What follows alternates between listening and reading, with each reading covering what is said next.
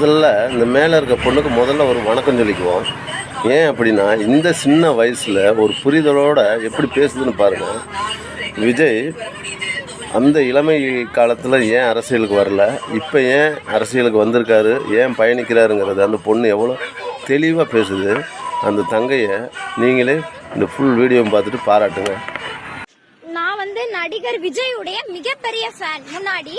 ஆனா அவர் அரசியலுக்கு என்னைக்கு கால் எடுத்து வச்சாரோ அன்னையில இருந்து அவருடைய ஃபேனாக நான் புறக்கணித்து விட்டேன். ஏனென்றால் அவருக்கு இப்பதான் மக்கள் மீதும் மண்ணின் மீதும் இயற்கையின் மீதும் பற்று வந்திருக்கிறதாம். முன்னாடி இல்லையா, சின்ன வயசுல இந்த ஒருத்தன் மக்கள் மீதும் மண்ணின் மீதும் ஒருவனுக்கு பற்று இருந்தால் அவன் அப்பவே அரசியலுக்கு வந்திருக்க வேண்டும். ஏன் மக்கள் முன்னாடி கஷ்டப்படலையா? இப்பதான் கஷ்டப்படுறாங்களா?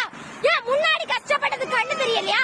உன்னுடைய பணம் புகழ் எல்லாமே சம்பாதிச்சுட்டு உன்னுடைய சுயநலத்திற்காக வயது முதிர்ந்த பின்பு ஜிஎஸ்டி அது இதுன்னு எல்லா வரிகளும் கட்டுவதற்கு பதிலாக உன்னுடைய இப்ப உனக்கு அதிகாரம் தேவைப்படுகிறது.